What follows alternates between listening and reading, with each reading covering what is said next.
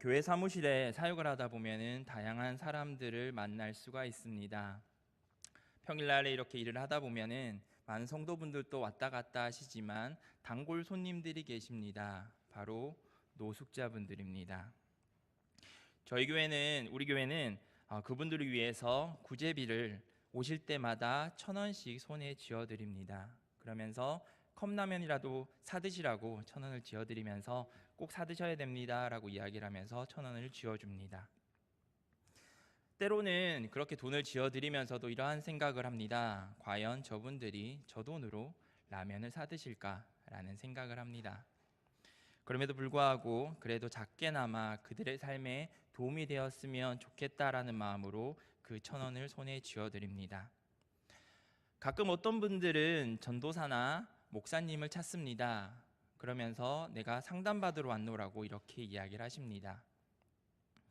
1시간 이상 넋두리를 듣다 보면은 다 그렇지는 않지만 대다수의 분들이 돈을 바라고 오시는 분들이 참 많습니다. 그래서 1시간 동안 막 그분들의 넋두리를 듣다가 그분들에게 소정의 돈을 드리면서 기도해드리고 돌려보냅니다. 교회를 하다 보면은 교회 인근을 걸어갈 때가 참 많습니다. 길을 걷다 보면은 1,000원씩 받아가셨던 그분들이 3, 3, 5 모여서 대낮부터 술 드시는 분들을 보게 됩니다. 그분들과 제 눈이 딱 마주칠 때 그분들은 당당하게 술을 드십니다. 그러면서 그 다음 날이면 감사합니다 하면서 또 1,000원을 받아가십니다. 불현듯 제가 사회복지 일을 하면서 소위 말하는 보호병동 밖에서 이제 문을 걸어 잠그는 보호병동에서 일을 한 적이 있습니다. 기초수급자분들이 대다수였습니다. 거기는 시설도 낙후되어 있었고 어떻게 보면은 수용소 같은 그러한 시설이었습니다. 그곳에는 다양한 분들이 계십니다. 정신장애를 가지신 분도 계시고, 그리고 정서적으로 장애를 가지신 분들도 있습니다. 그리고 알코올 중독자분들도 계십니다. 그들 중에 복합장애를 가지신 분들이 있습니다. 근데 대다수 분들이 알코올 중독자분들입니다. 그들은 오랜 노숙자 생활을 하면서 술로 하루를 지새우시는 분들입니다. 그러시다가 시설에 들어오셔서 2가지 장애를 가지고 오셔서 치료를 받으십니다. 그분들이 술을 마시면서 되도록 하는 이야기들이 3, 4, 5에 모여서 술을 마실 때 하는 이야기들은 주로 자신들의 자랑입니다. 내가 예전에 S기업의 과장이었어. 그런데 IMF 때문에 내가 실업자가 돼서 지금 요 모양 요 꼴이야 라고 하는 분들도 계시고, 어떤 분들은 나는 모기업의 CEO였는데 회사가 망해가지고 내가 길거리에 나앉게 됐어 라고 하면서 서로의 자랑들을 늘어놓습니다. 어느 순간인가 한 번도 S기업에 다녀본 적이 없던 사람이 어느 순간인가 S기업의 과장이 되어 있습니다. 그리고 한 번도 회사 생활을 해본 적이 없는 사람이 어느 순간에 모기업의 전 CEO가 되어 있습니다. 이처럼 사람들의 뇌는 신기합니다. 자신이 생각하고자 하는 것, 그리고 자신이 믿고자 하는 것을 기정사실화 시키는 능력을 발휘해낸다라는 사실입니다. 바로 착각 속에 살아가고 있다라는 겁니다. 오늘 본문에 나온 유대인의 모습 또한 이러합니다. 17절을 함께 읽어보도록 하겠습니다. 로마서 2장 17절입니다. 함께 읽겠습니다. 유대인이라 불리는 내가 율법을 의지하며 하나님을 자랑하며. 아멘. 유대인은 스스로를 택한 백성이라고 생각했습니다. 그것이 하나님 은혜임에도 불구하고 그것을 잊어버리고 하나님이 우리를 선택해 주셨으니까 내가 어떠한 모습이건 하나님께 나는 구원받을 것이다 라는 확신에 차 있는 모습을 볼 수 있습니다. 그러한 유대인들에게 오늘 바울은 경고하고 있습니다. 너희는 착각 속에 살고 있어 라고 경고하고 있습니다. 본문을 읽으면서 우리 그리스도인의 모습을 생각해 보았습니다. 그리스도인이라 불리는 내가 율법을 의지하면서 하나님께 예배하며 자칭 그리스도인이라 스스로 생각하면서 나는 참된 그리스도인이야 하는 착각 속에서 살아가는 그리스도인들이 허다하다라는 사실입니다. 대다수의 교회의 모습은 어떻습니까? 우스갯소리로 어떤 분들은 이렇게 이야기합니다. 나는 모태 신앙들이야. 나는 모태 신앙이야. 이렇게 이야기를 합니다.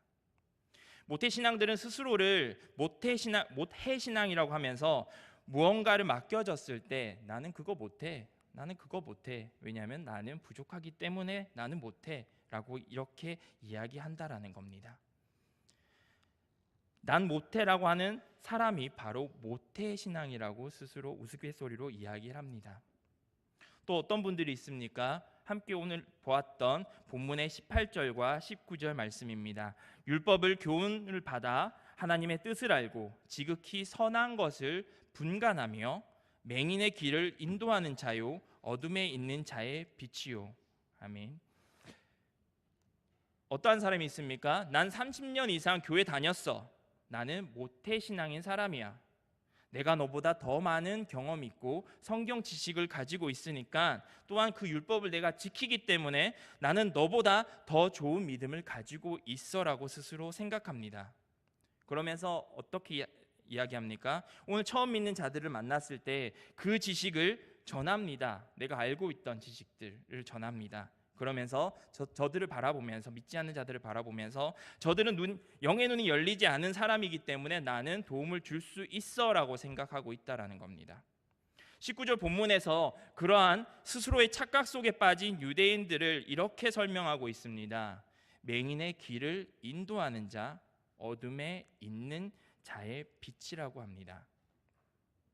혹시 성도 여러분 시각장애 분들을 도와주신 적이 있으십니까? 길을 가다 보면은 흰색 작대기를 들고 시각장애들을 종종 보게 됩니다. 어떤 분들은 길 잃은 그들을 어쨌든가 도와주기 위해서 그저 손을 붙잡고 인도해 줍니다. 이렇게 가야 됩니다라고 이야기를 합니다. 그런데 정확한 인도법은 그들의 팔꿈치를 붙잡고 그리고 팔짱을 끼듯이 그들과 옆에서 동일하게 걸어가는 것이 올바른 인도법이라는 사실입니다. 그런데 우리는 어떻게 합니까? 그저 손을 붙잡고 이끌어줍니다. 그러면서 내가 저들을 도왔어라고 스스로 생각하고 있다라는 거죠. 우리 믿는 자들, 초신자들을 대할 때 어떻게 합니까? 많은 교회들이 대다수는 교회 소개할 때 이렇게 소개합니다. 우리 교회는 이러한 프로그램이 있습니다. 저런 프로그램도 있어요. 우리 교회 참 좋은 교회입니다. 라고 초신자들에게 소개합니다. 그렇게 소개만 하고 그저 그들이 알아서 가겠거니, 알아서 참여하겠거니라고 생각하고 있다라는 겁니다. 그리고 스스로 생각하기를 나는 이들을 잘 인도하고 있노라 착각하고 살아가고 있는 것입니다. 우리 모습이 과거 유대인과 다른 것이 있습니까? 그리고 또 어떻습니까? 새로운 신자들이 오면은 그들이 믿음이 연약하기 때문에 저들에게 어떠한 일도 맡길 수 없어 참 불안해라고 스스로 판단하고 결론 짓습니다.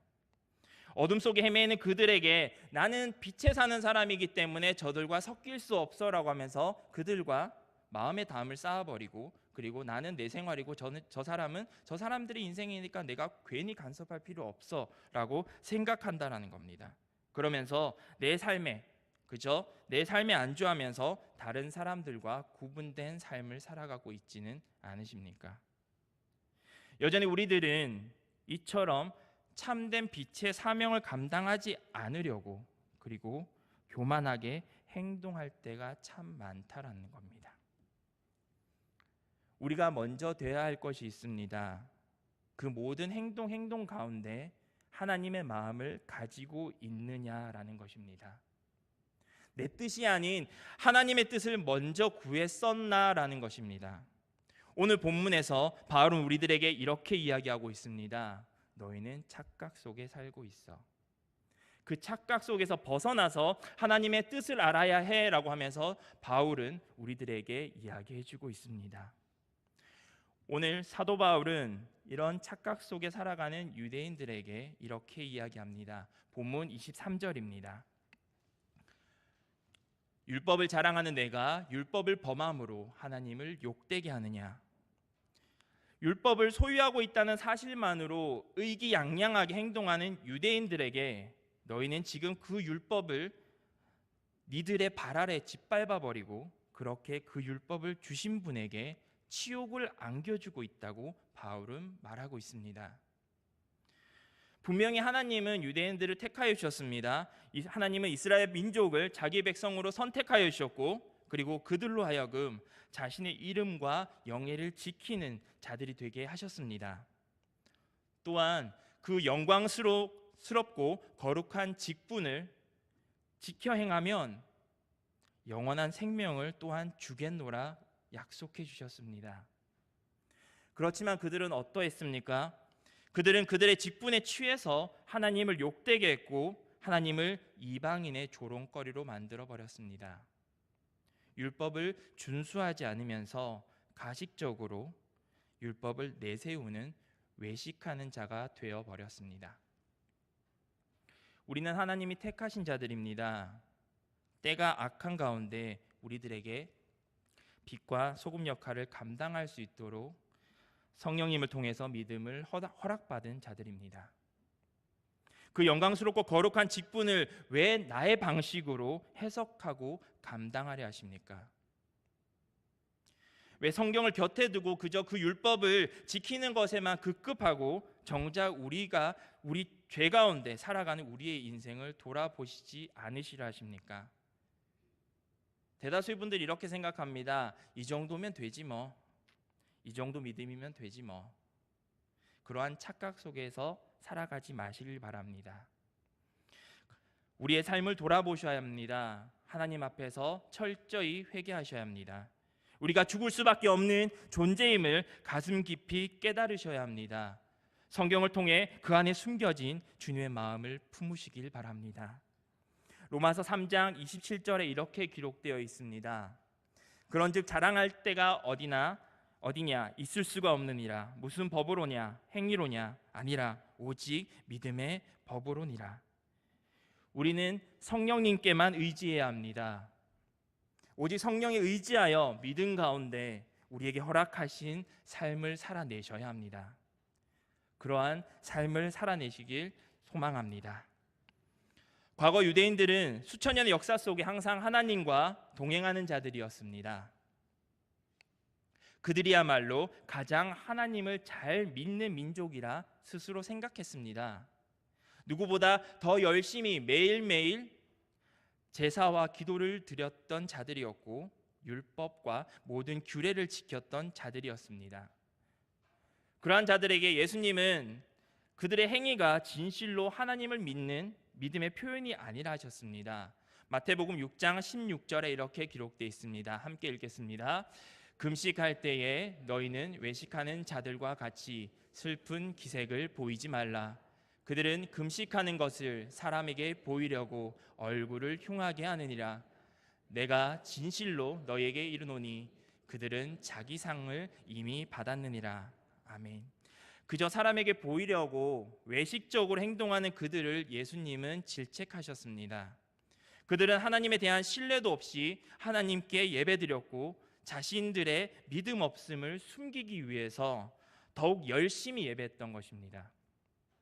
지금 저와 여러분들은 그러고 계시진 않으십니까?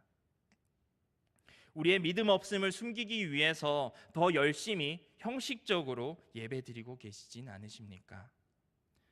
착각 속에서 벗어나시길 바랍니다. 주님을 따르는 자들이라면 불의한 행동에서 벗어나야 합니다.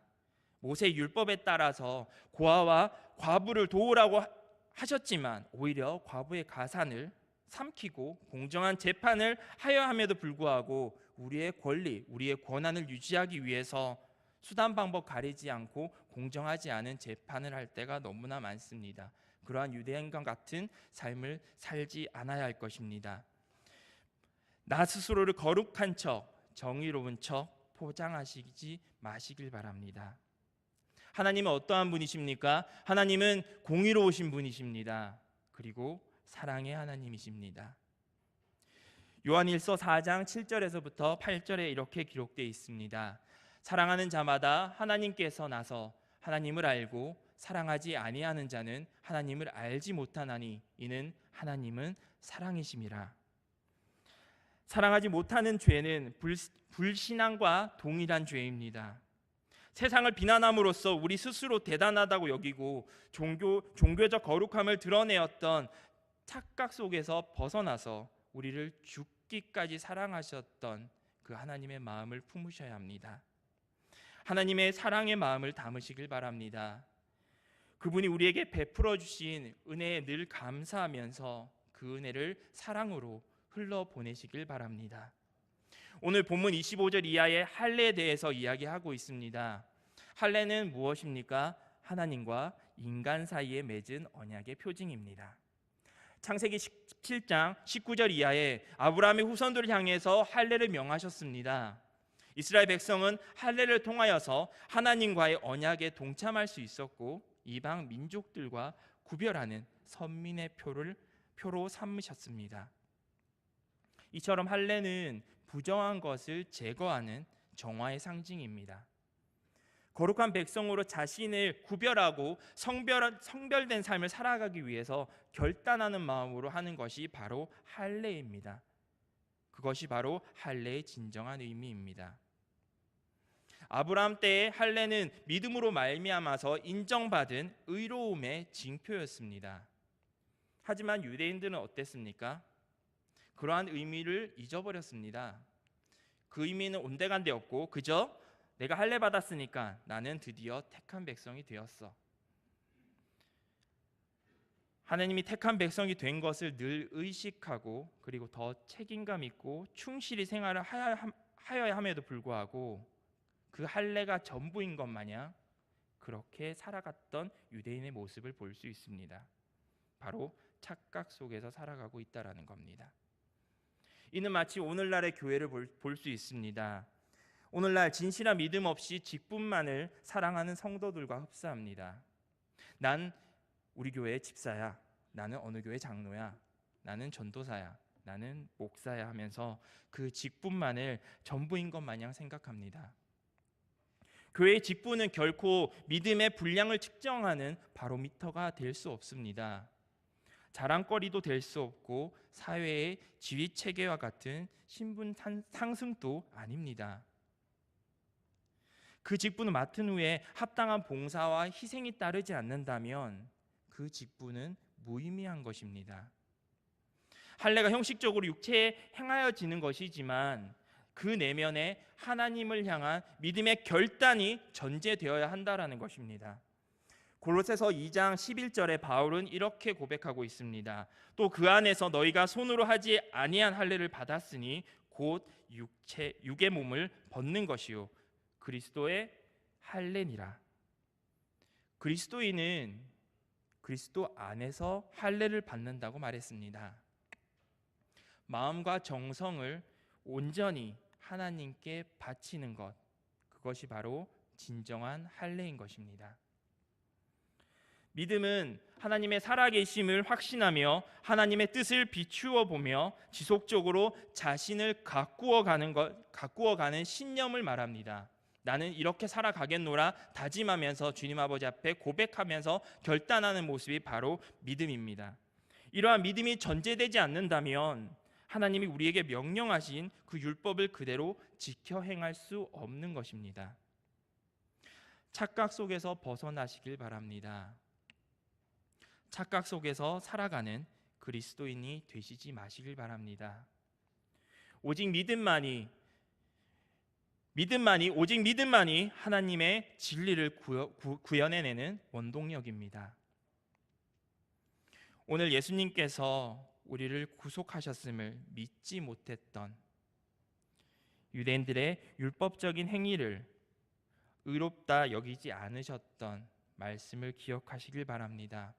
오히려 예수님 그리스도를 향한 믿음으로 그들의 비율법적인 행위를 고백하면서 하나님 앞에 자신을 내려놓으면서 내가 죄인입니다 하고 나갔던 자들에게 오히려 하나님께서는 구속의 은혜로 그들을 그 잔치에 참여시켜 주셨습니다. 오직 우리에게 허락하신 믿음을 통해서 율법과 할례의 본질을 이해할 수 있습니다. 그것을 행위로 체험해 나갈 때 하나님은 우리를 진정으로 인정해 주실 것입니다. 착각 속에서 벗어나시길 바랍니다. 그리고 하나님의 사랑을 온전히 받으시길 바랍니다. 하나님의 은혜를 부정하지 않고 기억하고 그 은혜를 입은 자로서 주신 은혜를 사랑으로 흘러가게 하며 참된 그리스도인의 삶을 살아내는 저와 여러분들이 되기를 간절히 소망합니다. 이 시간 주신 말씀 붙들고 함께 기도드리기 원합니다.